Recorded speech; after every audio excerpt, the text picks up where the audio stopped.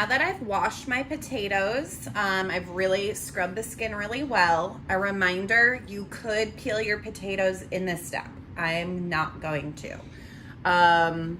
Also notice that the size of my potatoes, I have a couple that are different sizes, and that's important to know because you want your potatoes to cook all at the same time. A larger potato is gonna take longer to cook than a small potato. So I'm gonna actually cut this potato in half. Okay, now if you look, yeah, they're not exact, but they're gonna be probably a similar cooking time. Same with this one. This one is a bit larger, so I'm probably gonna cut this one in half too. Okay. The next step is you can either pre-boil your water or you can put them in now. I always put them in before I boil it. And once it does, so like I said, I put it in before it starts boiling, and once it's boiling, you probably want to cook it for like 10 minutes, 15 minutes, and I'll show you that. Okay.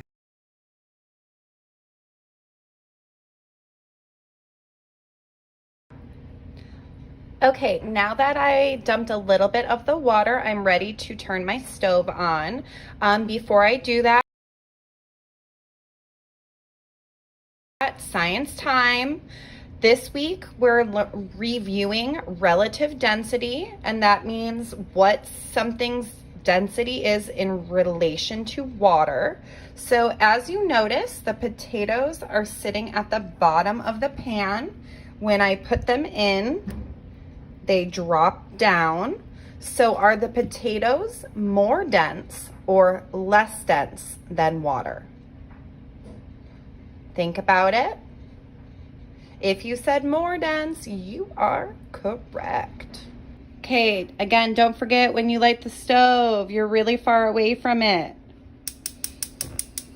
You're careful or you have an adult do it. Now I do want this to boil, so I'm gonna turn this up high because I want this to boil. These take, from this point, you're gonna wanna set a timer for 20 minutes, and then we'll check back with these. You need these to be fork tender. You don't want them to be so cooked that they make mashed potatoes. They have to be slightly undercooked for potato salad.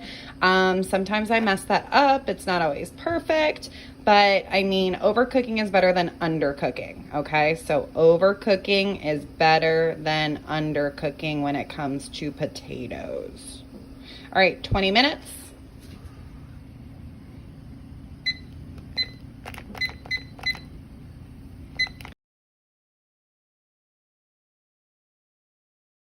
I've decided my potatoes are done, and I'm going to try to show you that so I can easily get my fork in there, okay? So notice I'm like pushing and it's easily going in, and once this like starts lifting up, that's a good sign they're done. They might even be overcooked, but again, that is better. So I'm going to show you the next step. I'm going to turn this off. All right, it was too dangerous for me to try to pour the hot water into here, so I'm just showing you. I poured my potatoes into a colander or strainer because remember, strainers separate solids from liquids or big solids from liquids. I also like to rinse these under cold water so I'm gonna go ahead and do that because remember I have to peel these still.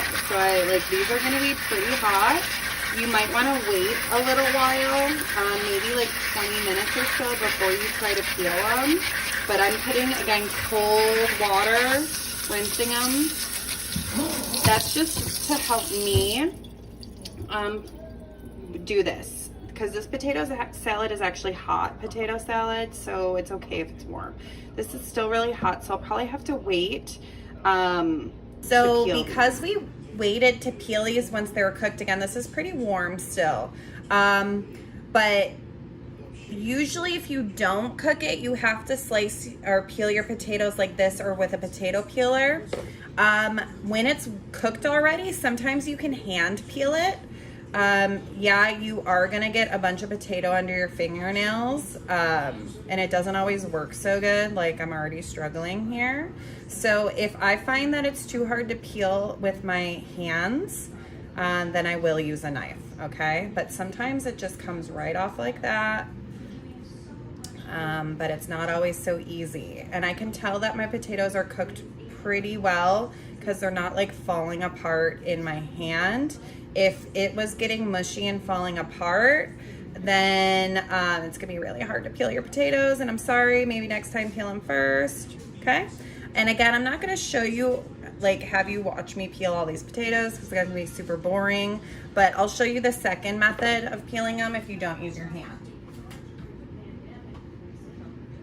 Okay, so if you don't use your hand, you're gonna have to carefully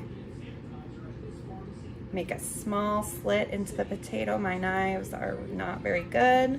And you just like gently slide up.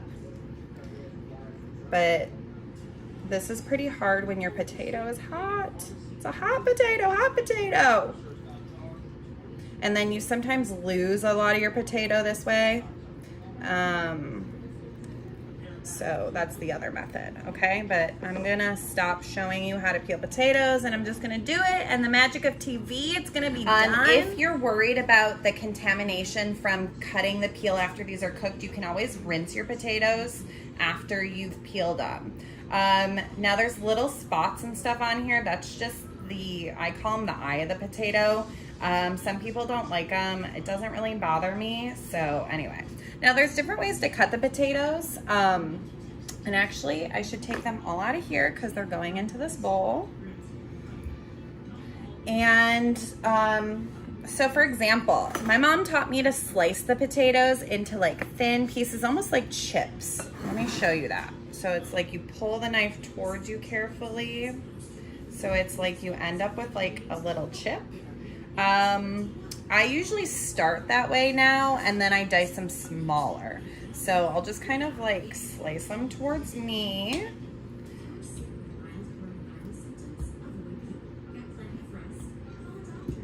So again, here's like a little chip. I usually cut that in half because that's too big to put in your mouth anyway. All right, so I'm just gonna keep, and I can use a cutting board, whatever you wanna do. Whatever's easier, just be careful. Again, anytime you're using a knife, you might wanna have someone at home, an adult, helping you.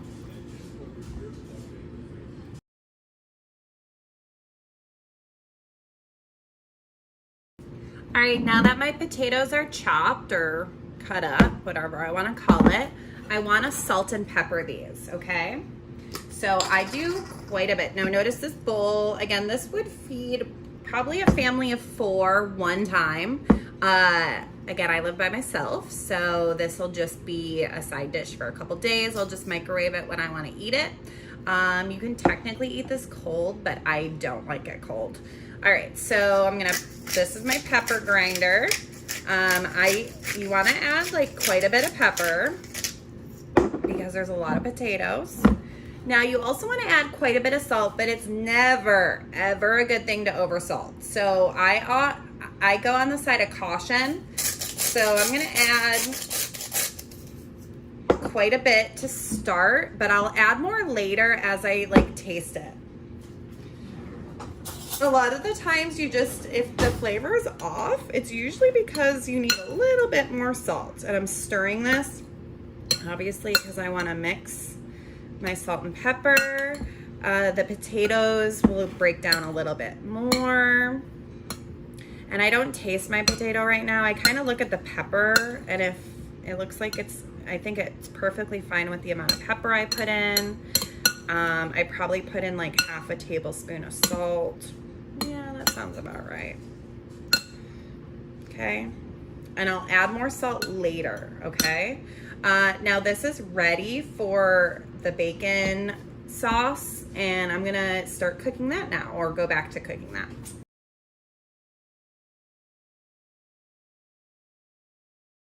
All right, bacon. So this is already about half of a thing of bacon. So I don't eat a lot of bacon, so I save it in my freezer. Again, please make sure you have an adult for this step. Bacon is tricky to cut. I'm using a pretty large sharp knife for this. Again, mine's frozen, so I have to put a lot of pressure down on this, but I want to chop it into thin strips. Once it's into thin strips, and I want to make sure the strips are going across, like these are not, let me not use a knife. These are the bacon strips or pieces, and I want to cut this way, okay?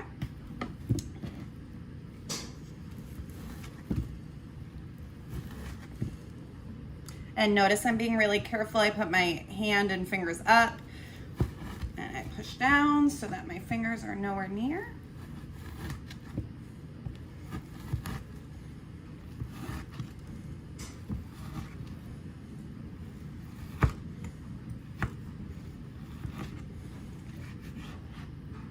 All right, so you have little strips of bacon, and they're gonna, once you cook them, they're gonna break into their small little own pieces, okay? And I'm looking at how much I have. I have about 5 potatoes. I like to have about 1 strip per potato. So yeah, it looks like I probably have enough. I'm just gonna do 1 more because I like bacon.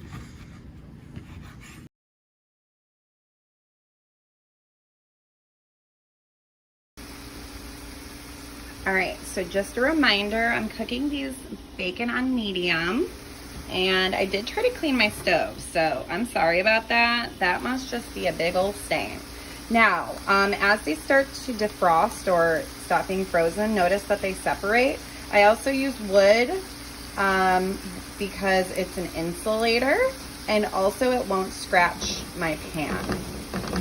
So I'm just like tapping these, just to separate them so that they start to cook evenly.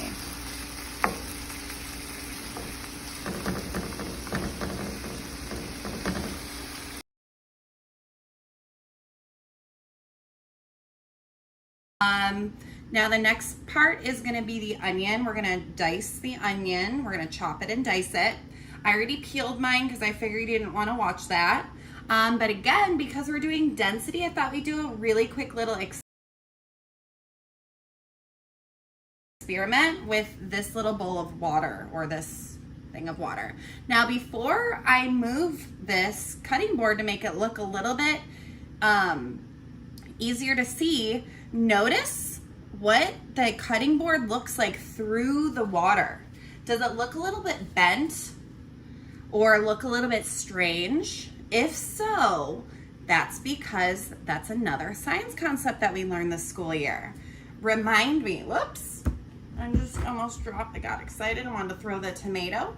So it starts with an R, it has to do with light energy. What makes the cutting board look funky? All right, I'll give you a clue if you're still stuck. It's one of these 2 words. It's either reflection or refraction. Reflection or refraction. So we're looking through the water and you're able to see the cutting board and it looks strange. Okay, if you said refraction, you are correct. Good job. All right, let's do a little bit of different science. So let's go back to density, make a prediction. Do you think this onion is going to be more or less dense than water? More or less dense than water? Make your prediction. Oh, can you see it? Oh my gosh. Do you think that was your prediction? My prediction was more dense, so I'm surprised to see it float, but I have an idea why. I think it might have to do with the liquid inside of the onion, because there's a lot of liquid inside onions. All right, how about this little grape tomato? More dense or less dense than water?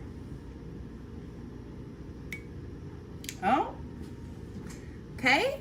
That, again, it is all the way at the bottom. So this one's more dense than water. More to the floor. And final one we're gonna test before we get back to cooking with Miss Hannah is going to be an apple. Make your prediction. More or less dense? All right, it is less dense, and that's why there's that Halloween game called Bobbing for Apples. You wouldn't be able to bob for apples if you weren't able to get it at the top with your mouth, bobbing for apples when you try to grab it with your teeth. And so it needs to be less dense or people would drown trying to play that game. All right, this bowl of water was just to do a science experiment, okay? Now I'm gonna dry my hands and I'm gonna carefully cut my onion. Now, I'm gonna move that. I'm gonna come closer to you. Doesn't really matter how you cut your onion. There's a million different ways to cut an onion. I'm probably not the best at it. If you notice the bottom part, you can actually save that if you have a garden. You can cut that little piece off and you can actually plant it and grow another onion. Just fun fact, okay?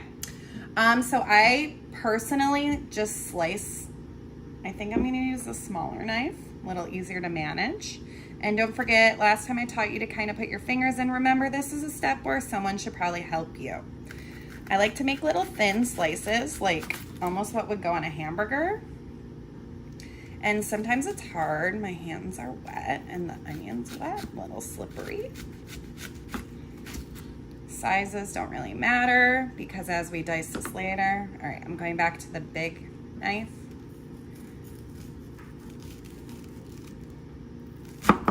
Right.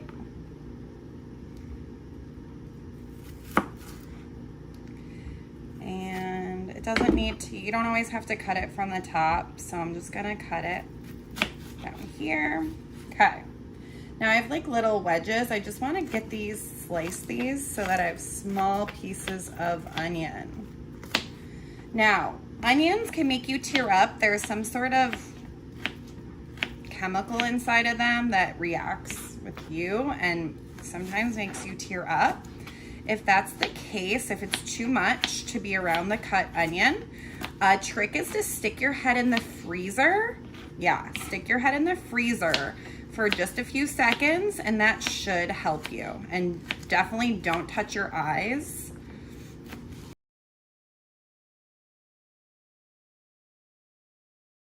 All right, once your bacon is like, definitely doesn't look raw anymore, it looks like it's cooked, but before it starts to get really brown is when you want to add your onions in, okay? So you're gonna use the bacon grease to cook the onions.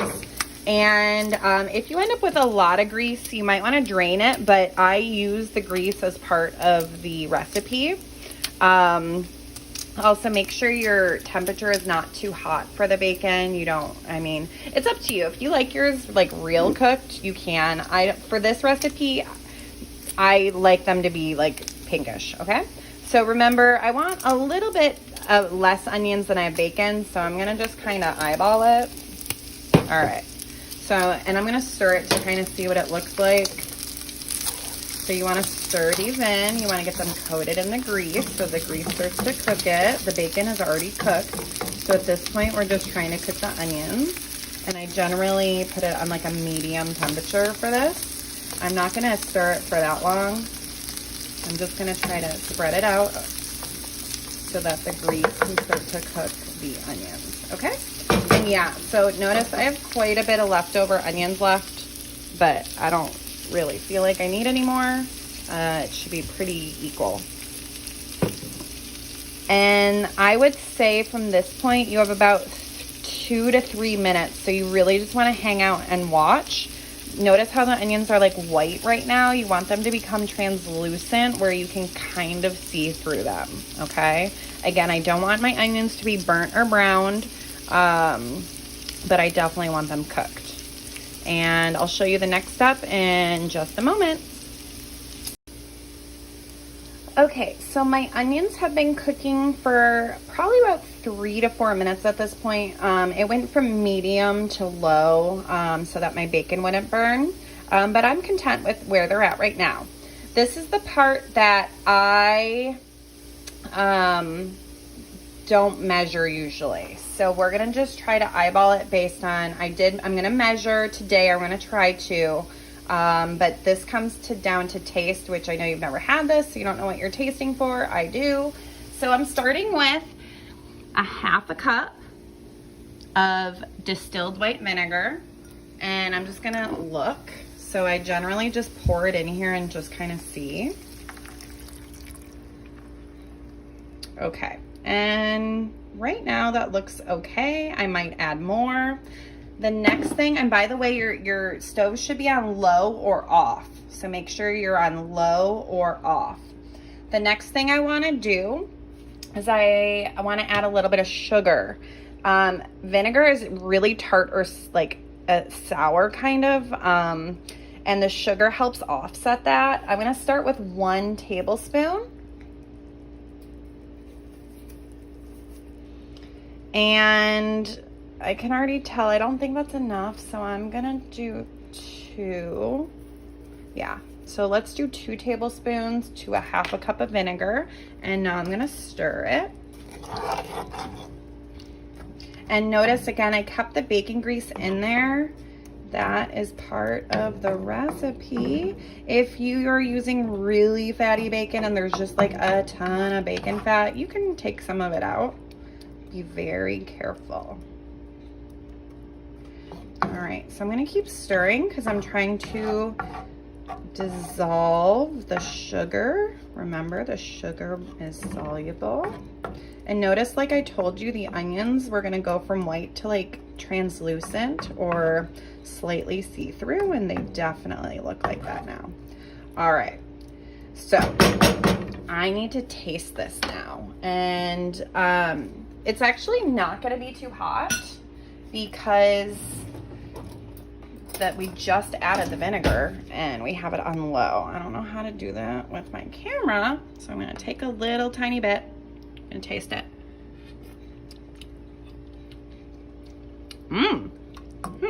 Okay. I think I might have got it right the first time.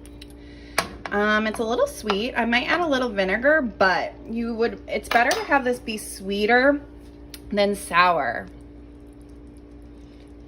Okay, if your face like puckers, then it's way too sour. Let me show you. If when you taste it, your face does this, then it's too sour. You're gonna need to add more sugar. If you taste it and it tastes too sweet to you, then you wanna add a little more vinegar, okay? Again, I think it's actually perfect. So I did a 1/2 cup of vinegar, 2 tablespoons of sugar, regular white sugar, okay? All right, and I'm gonna show you the final step. All right, everyone, we made it to the final step, Okay, I've been cooking for like an hour. Probably won't take you that long if you're not making a video. So if your potatoes that you sliced and seasoned with salt and pepper are cold right now, you wanna microwave it until they're warm. So you need to figure that out. Mine, since I just cooked them, they had just cooled down a little bit. So I put mine in the microwave for about 40 seconds and then I stirred it up, okay? Don't forget, we might have to add more salt. When I was showing you how to make the sauce, once you add the vinegar and the sugar and you're good with the flavor, you don't cook it anymore. So my oven is off. I'm now gonna take the pan and I'm gonna pour everything into here, into the potatoes. And I'm going to make sure I get every little bit out, especially the pieces of bacon. I'll leave some onions behind sometimes because like I said, I don't love onions. All right, now I'm stirring this and I'm really not done until it tastes okay. So, time for me to taste it.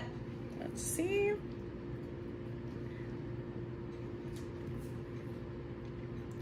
Sorry, my hair is always in my face. All right, I think it's good. I'm gonna add just like just a little bit more salt. Stir it up. And if the flavors aren't quite there the first time, you just might want to play around with it. This should be a little bit sweeter. I'm like super hungry, so I'm gonna eat so much of this. All right, so final product, German potato salad. Let me know if you have any questions. Have a great day.